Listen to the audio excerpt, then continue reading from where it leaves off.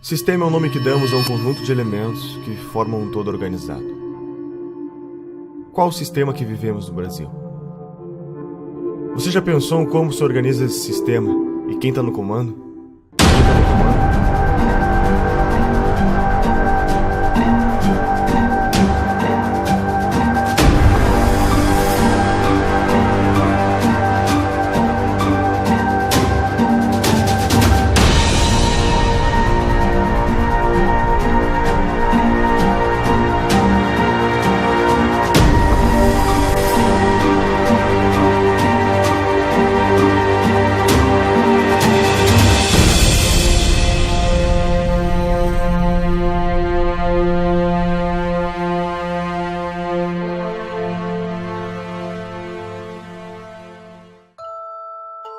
Será que o que vivemos hoje é apenas uma grande farsa, onde a cada 4 anos temos que escolher sempre entre 2 lados da mesma moeda? Estaria todo o sistema político infectado com o mesmo vírus? A história da nova democracia brasileira se confunde com o crescimento dessas ideologias de esquerda, pois os mesmos protagonistas que pautavam por esses ideais foram os que fundaram a nossa Constituição de 88, e são hoje os que estão à frente dos grandes partidos políticos no Brasil. Poder é fazer com que você seja obedecido, exercer sua autoridade por meio da influência ou da força. Existem 3 formas de exercer o poder em uma sociedade: o poder político-militar, o poder econômico e o poder intelectual. O que Marx propunha? O que os marxistas? Qual é o sonho dourado do marxista? Não é que não haja dominação, é inverter a classe dominante e a classe dominada. E para isso é preciso tomar o Estado por dentro.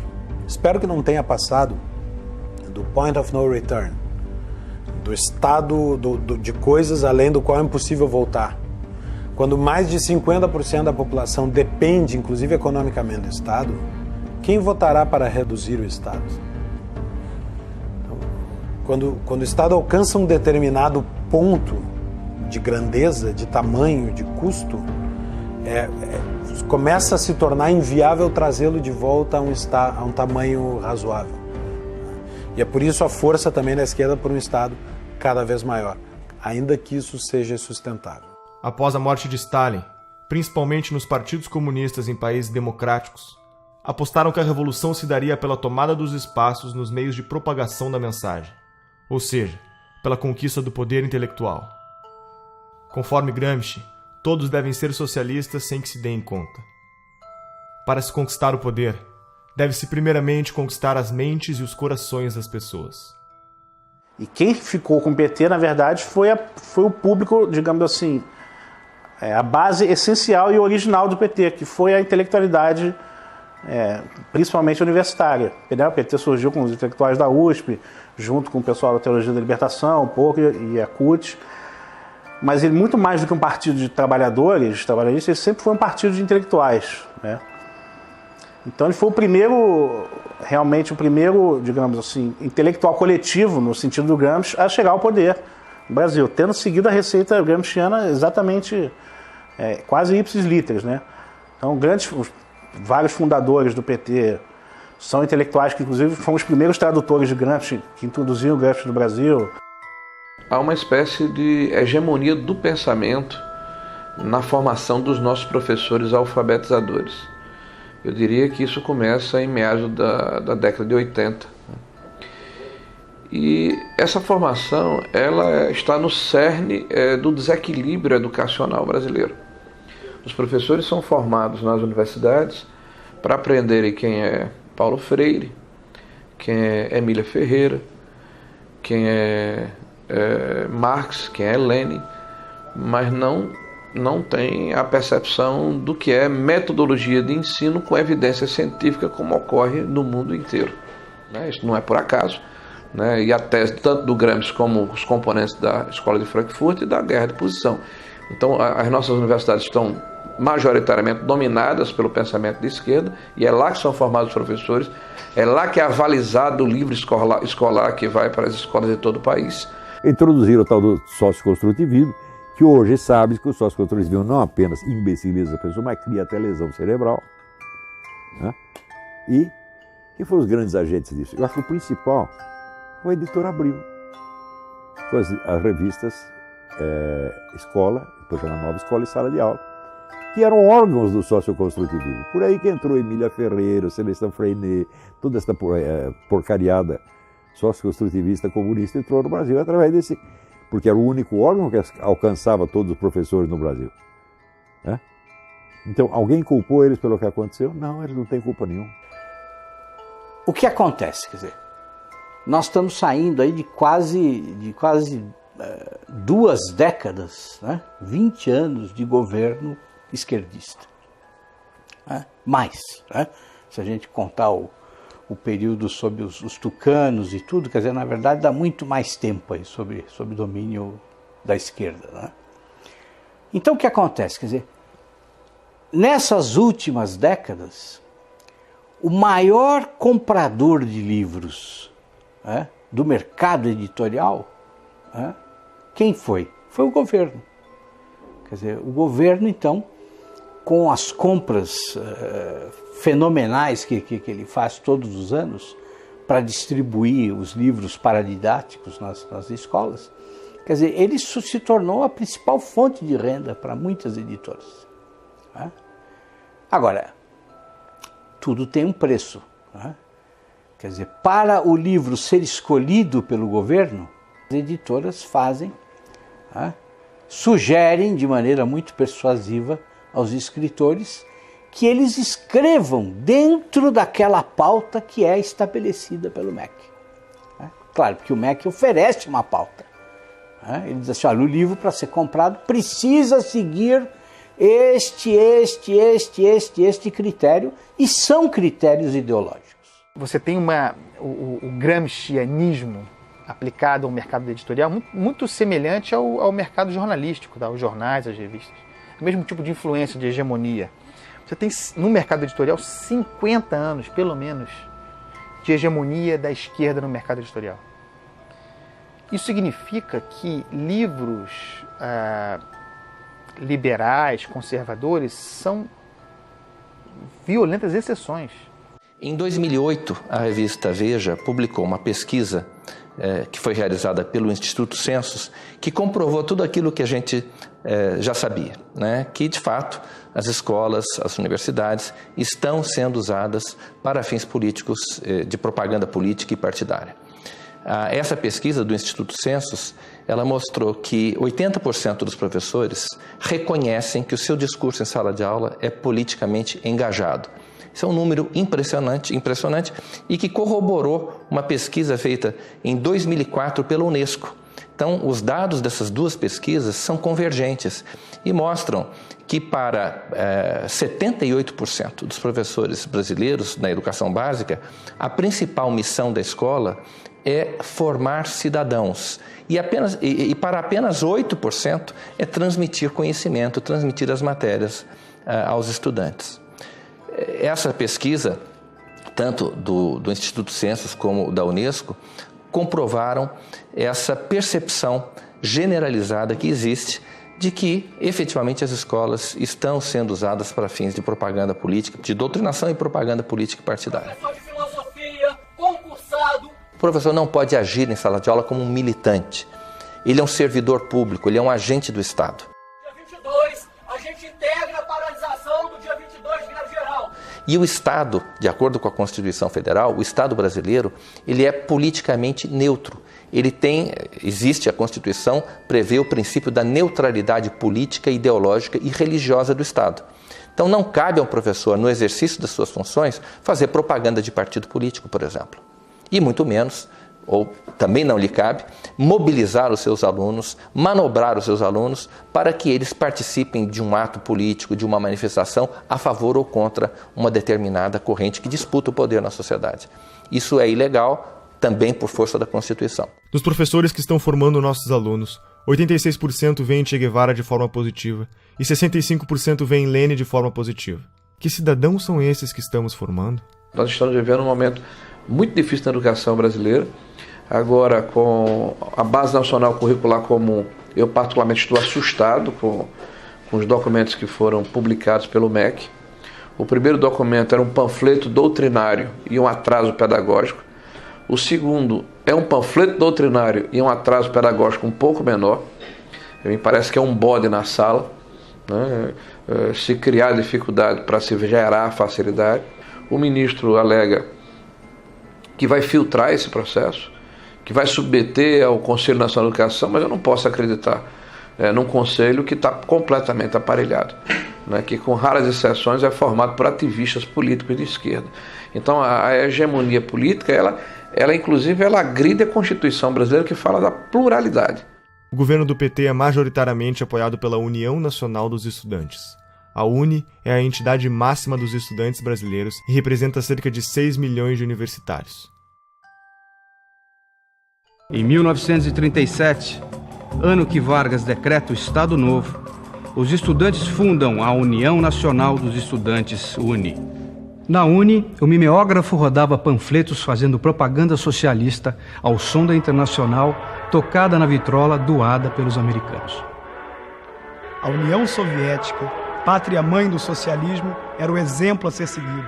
E o comunismo a utopia em corações e mentes jovens pelo mundo afora. Até Carlos Drummond de Andrade fez versos para Stalin. A poesia fugiu dos livros, agora está nos jornais. Saber que resistes. Então, a UNE hoje perdeu credibilidade. A CPI da UNE é uma necessidade. Nós queremos pressionar as autoridades da Câmara nos próximos meses para que ela saia do papel. Ela está aprovada, está lida em plenário, ela tem que acontecer. A investigação principal é saber aonde foi, onde está sendo usado o dinheiro das carteiras estudantis arrecadados no Brasil inteiro. Teve uma indenização, que nós queremos saber onde aplicar esse dinheiro, indenização pelos mortos na época da ditadura militar que tinham vínculo com a UNE. O que é isso? Foram milhões de reais via governo federal do PT, pagos por uma entidade como a UNE, e as famílias não participam disso. Existiram esses casos, não existiram, tem comprovação, não, fizeram uma indenização milionária. Nós queremos na CPI da UNE saber se esse dinheiro foi usado só para pagar ônibus, manifestantes que vinham aqui fazer protesto, ou seja, o governo aparelhou a UNE, a CUT, o MST com o dinheiro do governo para simular que eles tinham apoio popular para impedir o impeachment, aparelharam esses órgãos para virem aqui para contestar projetos de lei que poderiam investigar ou a criação de CPIs. Pode ter certeza. Meu feeling é que uma CPI da UNE põe mais gente na cadeia. O movimento estudantil, ele é um movimento autoritário, totalitário, truculento, violento, e ele não... Eu cheguei a escrever isso outro dia numa coluna na Folha. Você encontra mais debate em igreja evangélica do que na universidade. A universidade não tem nenhuma liberdade de debate. Não há nenhuma possibilidade de você levantar qualquer posição contrária ao conjunto de professores que administram aquele espaço, certo? E, assim, há uma piora no sentido de que há mais jovens que chegam com um discurso fechado, identificado com a esquerda, já na universidade. E quando eles chegam na universidade, então, se você estiver falando assim de um curso de humanas, onde tem várias disciplinas de humanas, eu diria que 80% ou 90% do conteúdo dado em sala de aula será de esquerda.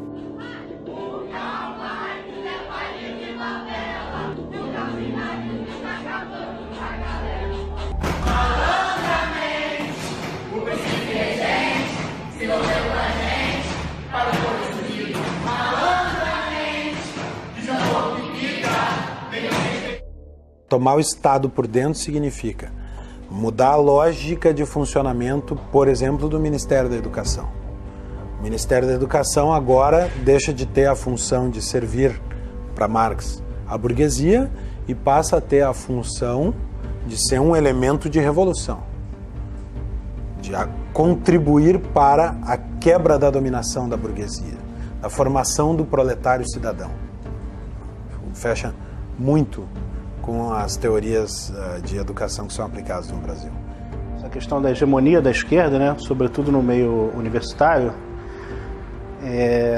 que eu acho que isso fez muito mal para a cultura além da universidade, né, porque causou um certo uma restrição muito preocupante, né, do imaginário das pessoas. Uma coisa que o Olavo de Carvalho fala sempre, que a sua capacidade de imaginação, de ampliar suas imagens, é muito importante para quem exerce atividade intelectual, né? Há décadas estamos formando pessoas com base no pensamento marxista. Onde toda essa gente foi trabalhar? A mídia é o maior formador de opinião da população. São TVs, blogs, jornais e revistas que contam ao povo o que está acontecendo. Mídia técnica significa que o governo deveria gastar com publicidade proporcionalmente à audiência dos respectivos veículos de comunicação. O problema é que a pesquisa brasileira de mídia identificou que a mídia técnica está longe de ser realidade. O dinheiro investido em publicidade parece não ter nenhuma relação com a audiência do veículo. Qual é o critério? A farra com o dinheiro público é tão avassaladora que já houve casos de jornal fictício receber verbas publicitárias. Desde que a presidente Dilma chegou ao poder, os gastos com publicidade só aumentaram.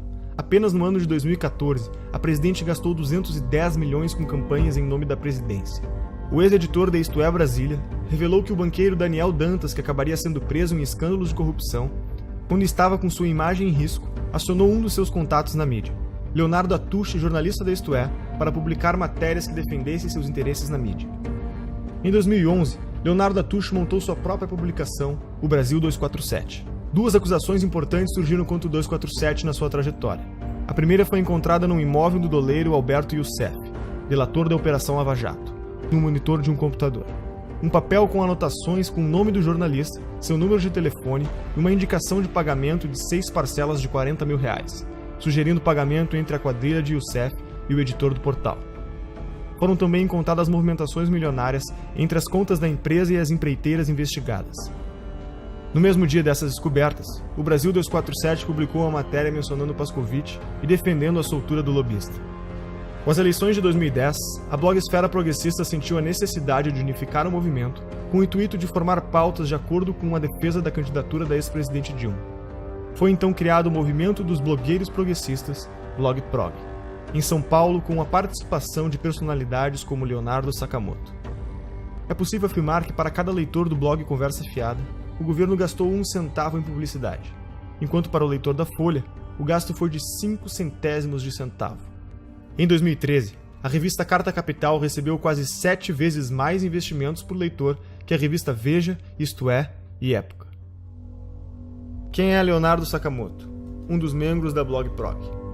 Sakamoto é um blogueiro militante que faz parte dos 54 replicadores da agência pública, uma organização que determina pautas para portais como a Carta Capital, Catraca Livre, Brasil Post, Sul 21 e muitos outros portais de notícias. Sakamoto recebeu da deputada Maria do Rosário do PT a autorização de repasse de R$546 mil às suas militâncias. A agência pública, conforme alega seu site, recebe como financiadores fundações estrangeiras como a Fundação Ford, Open Society Foundation, Oak Foundation, entre outras. O que são essas fundações? O que elas querem? A mídia é, junto com as empreiteiras do petrolão, o segmento mais corrupto que existe. E eu posso dizer isso porque minha cabeça rolou em todos os grandes veículos de comunicação. Em todos teve interferência política. Em todos. A imprensa constrói e destrói reputações. E constrói e destrói reputações não como um projeto longo. É conforme o que lhe convém. Quantas vezes nós vimos a imprensa mudar de lado, mas da forma mais descarada. Ela não diz mudei de lado. Ela simplesmente exalta uma figura aqui e depois destrói. Exalta outra figura ali e depois destrói. Me diga qual é a grande imprensa que não recebe dinheiro público, que não recebe dinheiro de governo federal, que não recebe dinheiro de estatal, que não recebe dinheiro de banco público, que não recebe dinheiro de governos estaduais e municipais. E muitas vezes a imprensa faz a política do achaque. Ah, não quer pagar? Então você vai ver. E aí bate. Denúncia, bate. Como é que funciona em geral, né? Em geral você faz uma reunião de pauta, em geral o editor-chefe, ou secretário de redação, né, ou diretor-geral, vem ali já com a linha editorial pronta, né, troca uma ideia, a pauta é essa, a pauta é aquela, ó, você vai construir matéria nesse sentido. Então você já recebe uma orientação, ponto. Né? Aquilo vai voltar para a mão do editor, o editor vai corrigir, vai às vezes mudar todinha a sua matéria ou vai simplesmente derrubar. Existe muita muito pouca pergunta incômoda sendo feita no Brasil. E quando as perguntas incômodas são feitas, o jornalista é criticado. E por outro lado, muitas das perguntas que são feitas não são feitas para o devido esclarecimento das coisas, mas para estimular uma narrativa. Às vezes uma narrativa ideológica, na maioria das vezes uma narrativa ideológica. Né? Em relação aos protestos que nós tivemos ao longo de 2015 e 2016 contra a Dilma Rousseff, contra o Lula, contra o PT, contra a esquerda, contra o esquema de poder que havia se montado no Brasil. A tentativa da imprensa era de vender a tese que estava sendo criada, né, nos grupos acadêmicos, nos centros partidários, nos diretórios de partido, de que na verdade se tratava de um bando de raivosos fascistas que queriam a volta dos militares para o poder. Fazendo uma reportagem sobre um mini protesto que havia ocorrido em favor do impeachment, ainda depois do dia 16 de março, a imagem da notícia era intervenção já. Ou seja, você tenta vender para a população uma coisa que não é. Isso se reflete na cultura.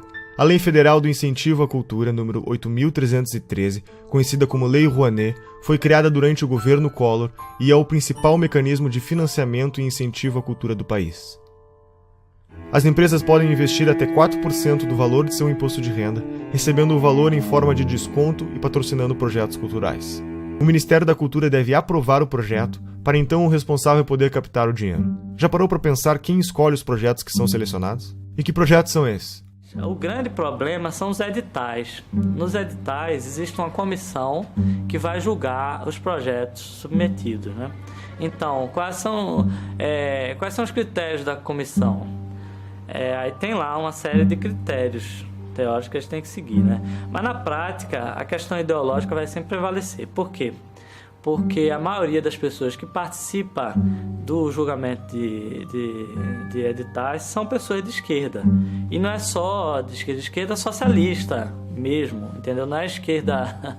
essa é a tendência. Então, você achar uma pessoa que, nesse tipo de edital, que não seja assim, é raríssimo. Você me perguntar quem faz parte de julgamento edital e que não é socialista, eu não vou saber dizer. E olha que eu conheço muitas pessoas, né? Então, o critério ideológico vai sempre prevalecer. Então, por exemplo, no meu caso, você quer fazer um filme sobre Olavo de Carvalho, eu poderia passar 30 anos tentando, submetendo aí, nunca ia passar, jamais, entendeu? A Lei Rouanet se tornou um meio legalizado de desvio de verbas públicas. O incentivo à cultura, cuja proposta inicial era financiar projetos de novos artistas, passou a ser destinada a artistas já consagrados que não precisariam de lei para se manter.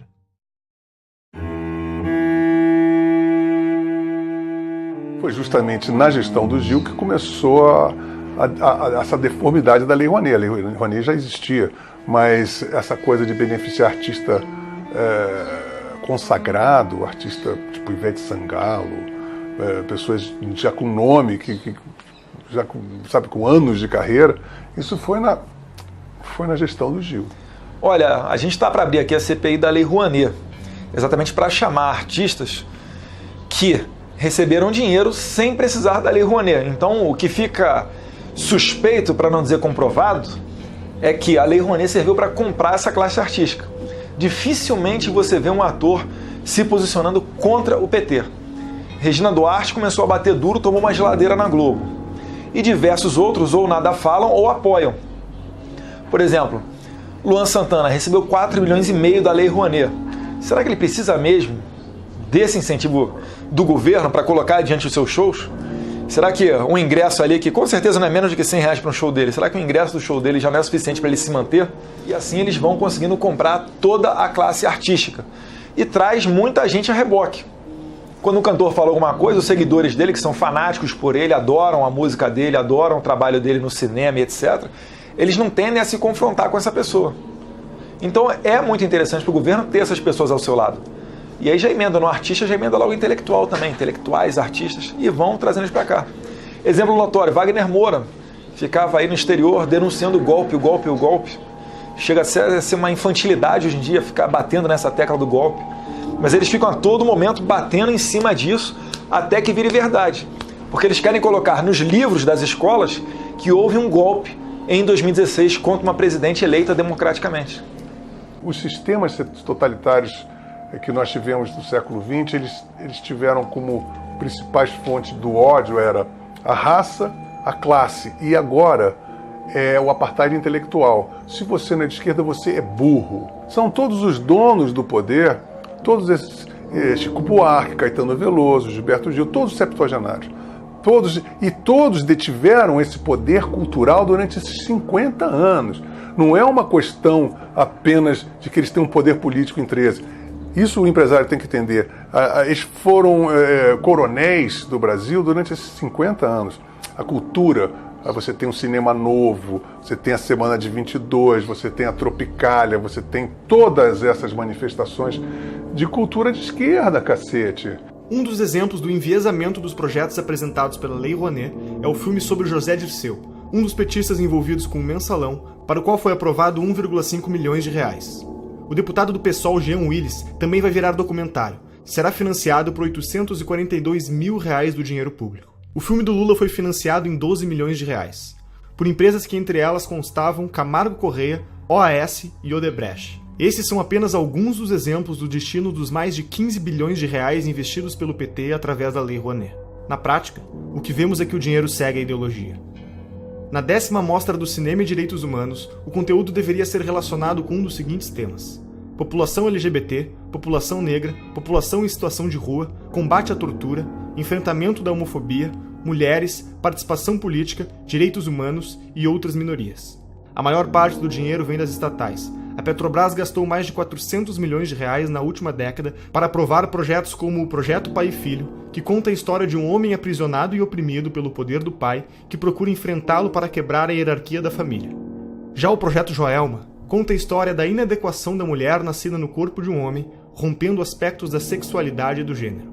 O rapper MC Guimê, que fatura mais de 300 mil reais por mês, teve autorização de captar via Lei Rouanet mais de 500 mil reais para a produção de um DVD. Luan Santana conseguiu aporte de 4,1 milhões de reais para cobrir sua turnê e Cláudia Leite aprovou a captação de 6 milhões de reais para fazer shows no litoral norte do Brasil.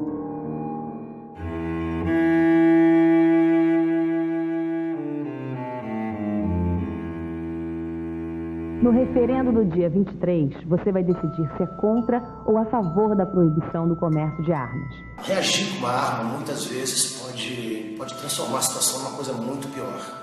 Existe hoje no país mais de 15 milhões de armas na mão de civis. Se bala resolvesse o problema, o Brasil seria um paraíso de segurança, né? Olha, tinha artista que pedia o desarmamento, mas andava de carro blindado e seguranças armados até os dentes. Aí é muito cômodo, né? E eu consegui, através das minhas entrevistas, desmascarar esse povo todo. O Ratinho, por exemplo, eu lembro quando eu fui lá debater no programa dele, antes de entrar no programa, eu dei uma volta nas imediações do estúdio e comprovei que o carro dele era blindado. Comprovei que ele tinha 3 seguranças armados. Ele não tinha o direito de defender o desarmamento do povo quando ele não precisava disso, né? Outra, a Angélica, para você chegar no condomínio dela, a 300 metros você não conseguia chegar. Segurança totalmente armada. Se você acredita que vestir uma camisa branca com a pombinha da paz vai salvar a sua vida, use.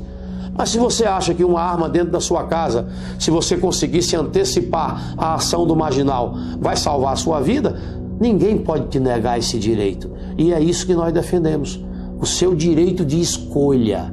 Se você quer, cumprindo os requisitos, você tem direito garantido.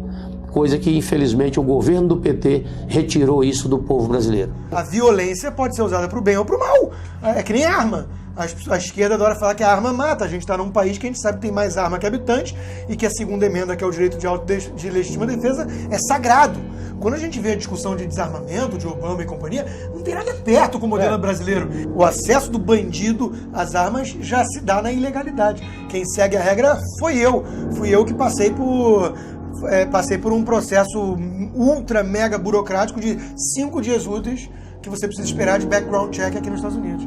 5 dias úteis. Você vai lá, compra a tua arma, que aliás custa mais ou menos 1/4 do que custa no Brasil, 1/5. A arma no Brasil custa 4, 5 vezes mais caro. Você compra a arma, espera 5 diazinhos e vai lá buscar. Foi o processo burocrático que levou. E não tem nenhum custo de despachante, R$1.000 de licença para cá e para lá, não tem nada disso. Porque é um país que entende um direito básico do indivíduo de legítima defesa. Todos os países aonde surgiram os grandes ditadores, uma das primeiras providências dele foi desarmar o cidadão. Hitler, Mussolini, esse cretino da Venezuela, são medidas adotadas para que eles não tenham resistência da sociedade. Só eles podem ter arma. Os países socialistas tendem a essa centralização, ao domínio com mão de ferro de todos os recursos do país. E isso eu acho muito perigoso, porque se esse controle centralizado cai nas mãos de uma pessoa com um caráter duvidoso, com intenções não lá tão boas, ele domina o país inteiro. Mas se for tudo descentralizado, é difícil que se instale, por exemplo, uma ditadura. Penso que é mais difícil. Inclusive, se a população estiver armada, é mais difícil que um governo imponha uma vontade que não corresponda à vontade do povo, se esse povo tiver condições de reagir. Agora, qual é a primeira coisa que se faz quando se quer dominar um povo? Desarma esse povo. O Instituto Sou da Paz, que trabalha pela redução da violência, acha que menos armas resultam em menos mortes. O que a gente precisa fazer é reduzir essa quantidade imensa que tem de armas circulando nas nossas estações. O Instituto Sou da Paz, que começou fazendo campanhas pelo desarmamento em 1997, receberam $492 mil da Fundação Ford do ano de 2007 a 2011 e $1,58 milhões da Open Society de 2013 a 2014. Que ONGs são essas? O que elas defendem? Lembra de Saul Alinsky? Segundo a CPI das ONGs realizada em 2007, foram apresentadas mais de 13 bilhões de gastos de diferentes esferas do governo. Para sindicatos foram repassados R$495.698.000. Segundo a CPI, 81 milhões foram encontrados sem justificativas de gasto. São centenas de milhões de reais todos os anos despejados nos cofres desses sindicatos que não prestam contas ao Tribunal de Contas, não prestam contas à Assembleia, prestam conta a eles mesmos. E tem mais, presidentes que passam 15, 20, 30 anos na presidência de um sindicato desse. É o estilo de Fidel Castro. Né? Eles cobram liberdade, democracia, alternância do poder, mas não praticam, porque eles são cretinos, porque eles são basofiadores, eles são pessoas que dizem, faça o que eu digo, não faça o que eu faço. Nilceia Freire foi a responsável por coordenar as operações da Ford Foundation no Brasil. Foi convidada por Lula para ser ministra da Secretaria de Políticas das Mulheres e também foi reitora da Universidade Estadual do Rio de Janeiro. Foram mais de 2 bilhões de reais investidos em ONGs com posicionamentos de esquerda. O coletivo Leila Diniz tem como definição realizar uma luta antissistêmica contra o capitalismo, o racismo e o patriarcado. Receberam $120 mil da Fundação Ford. Por exemplo, a doutrina de gênero, né, que é uma tese esdrúxula aí, que vem desde a escola de Frankfurt, de uma maneira muito forte, com o movimento feminista, né, de destruição da sociedade atual. Né, isso é uma tese muito bonita, quando eles colocam assim, para dourar a pílula, mas o que está por trás disso é um ovo de serpente, é um cavalo de Troia. Né? Eles querem destruir a família como um processo de transformação da sociedade. E para criar não sei que mostrengo lá na frente, né? Eu continuei tendo muitos seguidores nas minhas redes e um dos meus contratantes, inclusive, sempre se metia nos meus posts. Tudo que eu queria postar, ele queria que eu postasse coisas que defendessem os gays, ele queria que eu postasse calendários de eventos de ALS do Rio de Janeiro, conquistas de movimentos gays que eu tinha que postar, tinha que falar com não sei o quê. Então, assim, eu via que que os GLS não queriam apenas que eu trabalhasse e oferecesse o meu trabalho como eu fazia normalmente. Eles queriam que eu abraçasse uma causa, uma agenda GLS. Uma agenda da qual eu nunca compactuei. A Universidade Livre Feminista, que tem como definição ser um projeto feminista construído de forma coletiva e colaborativa, receberam pelo menos $900 mil da Fundação Ford. A organização Afrografiteiras é um curso de formação em artes urbanas voltado para o protagonismo da mulher afro-brasileira. receberam pelo menos $100 mil da Fundação Ford. E o Encontro Paranaense de Direitos Humanos é vinculado à Organização Terra dos Direitos vinculados ao MST. Receberam mais de $2.500.000 da Fundação Ford. E para onde mais o nosso dinheiro vai? O imposto sindical obrigatório é uma exclusividade brasileira. Não existe em nenhum outro país do mundo. Se você trabalha com a carteira assinada, sustenta a CUT. Além disso, as contas da CUT e de outras centrais sindicais são sigilosas. Não existe nenhuma obrigação dos sindicatos darem satisfação sobre como empregam o dinheiro que recebem do imposto sindical. O que essas fundações querem com esse investimento? Quem está por trás desse dinheiro? Um dos principais financiadores é um dos homens mais ricos do mundo, George Soros, formado na London School of Economics, universidade fundada pela Sociedade Fabiana. Soros é conhecido como o homem que quebrou a Inglaterra ao lucrar $1 bilhão em apenas um dia apostando contra a moeda britânica. Já foi presidente do CFR, o mais poderoso think tank americano considerado uma antessala da Casa Branca.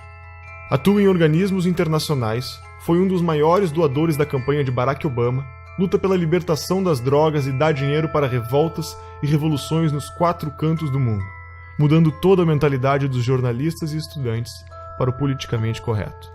Quais são os objetivos de George Soros? Capitalista não necessariamente seja alguém que defende o capitalismo. O cara só vive no capitalismo. Por exemplo, é como você dizer que, sei lá, Cuba é um país socialista. Não quer dizer que qualquer cubano é um socialista. Vive no socialismo. Mas não quer dizer que ele defenda. Grandes movimentos, como Occupy Wall Street, são financiados por gente como, por exemplo, a Fundação Bilderberg, Fundação Ford, George Soros, que eu comentei num podcast recente no meu site. Porque essas pessoas são o que a gente chama de metacapitalista, ou seja, alguém que funciona como capitalista sem ser, de fato. George Soros é um hiperinvestidor, cara que entende tudo do mercado. Por isso que até é uma bobagem que muita gente faz, tentar ficar ensinando leis de mercado achando que vai ir contra alguém. Esses caras entendem mais de lei de mercado do que todos os liberais juntos. Eles são o mercado. Agora, ele não acredita naquele negócio, ele quer poder. E eles não pensam de uma maneira individual, ou seja, eles não pensam como indivíduo, tipo, eu quero ter poder para mim. Ele está construindo um projeto de poder ali, para, às vezes, daqui a 100, 200 anos. Essas fundações são assim. Rockefeller está em qual geração? Nem sei mais qual. Eles começaram lá atrás. Vivemos em um capitalismo debilitado, sufocado pelo governo, chamado em inglês de crony capitalism. O governo regula diversos mercados. Agências reguladoras como a Anatel não deixam você ter escolha no mercado de telefonia. E a Ancine define uma cota de conteúdo nacional nos cinemas e nos canais de TV por assinatura. 11 milhões de pessoas trabalham para o governo brasileiro. Eles são pagos com o dinheiro da arrecadação de impostos. Todos esses funcionários têm salários vitalícios e não podem ser demitidos sem justa causa. Os nossos 513 deputados federais podem ter até 25 assessores. Contam com auxílio moradia, 14º, 15º salário e cotas de gastos parlamentares, que englobaram o auxílio paletó, uma ajuda de custo para comprar ternos que em 4 anos gastou R$252 milhões. E outros 600 mil cargos de confiança do governo. Esse mecanismo abre brechas para a corrupção ao criar um mercado de cargos, usado como moeda política em negociações de alianças partidárias. 1/4 dos funcionários em cargos de confiança eram filiados a um partido, e 80% deles era do PT. Todos os ministros do STF têm direito a motorista particular, o que não ocorre, por exemplo, na Suprema Corte Americana. Segundo o Portal da Transparência, só em São Paulo há 311 motoristas à disposição dos juízes.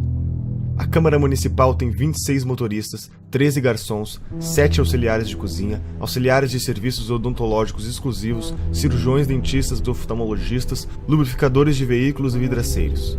Isso são alguns exemplos de quem compõe o Estado brasileiro.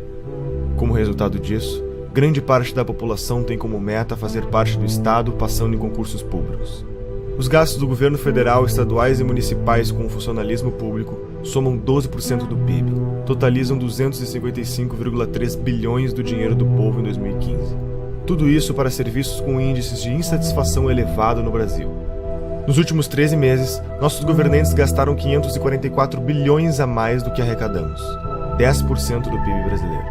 As maiores empresas estatais como a Petrobras, Caixa Econômica Federal e tantas outras apresentam prejuízo de 60 bilhões e escândalos de corrupção como o Petrolão, o escândalo dos Correios e outros tantos golpes citados pela Operação Lava Jato e pela história do Brasil.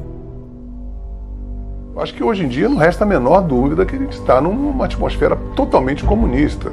Né? As pessoas são comunistas. O comunismo tem anticorpo porque eles têm uma dialética que não se sustenta. Então eles vão trocando de preferências. Agora, tem coisas importantes para a gente realçar aí. Você vê que a Rússia, que está fantasiada de ortodoxa de direita, está criando o maior exército do mundo com a China. Né? E dizem que essa aliança está por trás de todo esse Fórum de São Paulo. Que eles querem restituir a cortina de ferro com o Fórum de São Paulo. O Foro de São Paulo é a instituição que organiza a estratégia socialista na América Latina. Olha, a Internacional Comunista ela se reúne de tempos em tempos. Por exemplo, em 2005, se não me falha a memória, teve uma reunião em São Paulo e, inclusive, o líder do PSDB à época, o Aníbal Mendonça, ele era deputado ou senador, fez uma nota lamentando, né, que houve uma reunião da Internacional Socialista e não foi convidado o PSDB para fazer parte. E o pessoal ainda insiste em falar que o PSDB é um partido de direita. Não, o PSDB é um partido de centro-esquerda, são sociais-democratas. A esquerda nunca se preocupou muito em definir o que era a palavra, o que era cada palavra que ela estava usando. Na verdade, existia muito essa ambição de você ser contra alguma coisa, de você unir todo mundo, e estamos juntos nisso contra alguma coisa, então estamos no caminho certo. Né? Só que eles não diziam exatamente para onde que estavam indo e iam causando uma série de tumultos pelo caminho. Então estavam vendendo um futuro hipotético em nome do qual todas as ações no presente seriam justificadas. Aquilo foi muito fácil de entender e de aplicar aqui no Brasil, porque o debate público estava cheio desse pessoal propondo isso. E eu lembro quando tivemos a ideia de construir o Fórum de São Paulo. E aí veio a ideia, conversando com os companheiros cubanos no primeiro momento, de fazermos uma reunião da esquerda latino-americana. Antes que muitos latinos-americanos conhecem Paulo Freire, e ele dizia,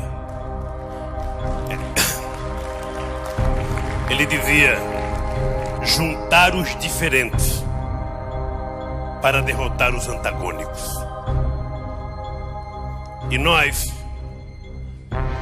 que uma das forças políticas que mais contribuiu para que nós chegássemos a construir o que nós construímos, foram os companheiros do Partido Comunista Cubano, que sempre tiveram paciência e experiência de nos ajudar. Não, fala-se, eu não acredito nisso, mas eu quero colocar isso na entrevista, de uma aliança, de um eixo Chaves, Fidel e Lula. Ô Boris, você sabe que isso é no mínimo uma piada de mau gosto, claro. E eu te aconselho até não repetir isso no vídeo. Violou, 10 anos atrás, você podia prever, por exemplo, uma América Latina assim: Fidel, Chávez, Morales, Bachelet, Correa, quem mais? Todos de esquerda na América do Sul. Você podia prever que isso ia acontecer? Prever não, mas nós já lutávamos por isso e já trabalhávamos por isso, inclusive porque nós criamos o Fórum de São Paulo, que lutava para isso. Depois criamos ainda um grupo de Marbella, que é o nome da cidade, do hotel onde nós fomos no Chile, que se reuniu. Todos depois foram eleitos presidente da República. Todos foram.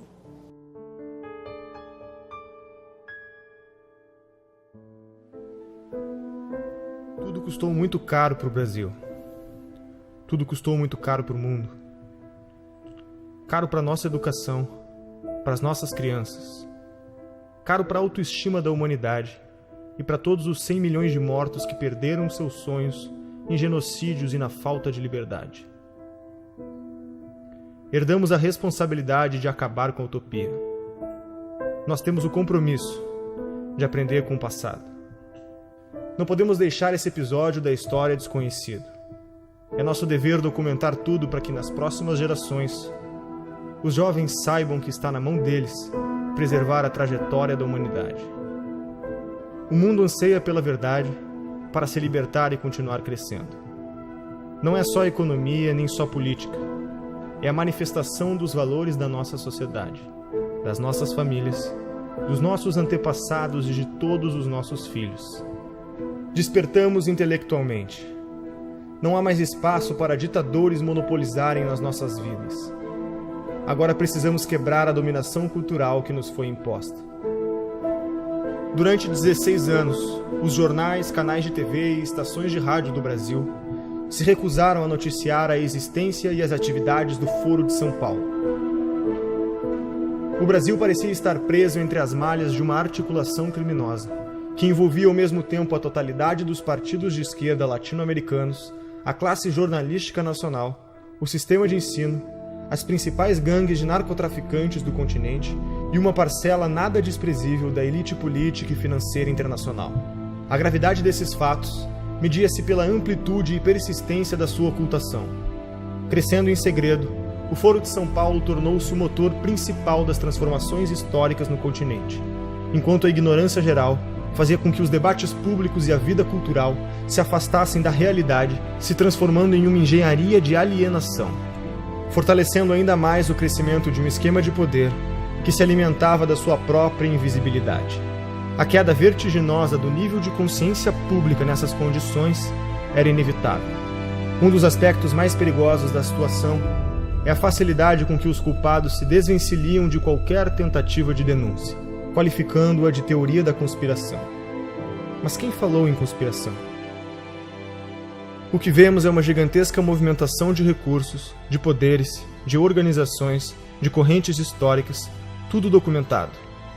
É o inimigo onipresente e invisível, sonhado por Antônio Gramsci.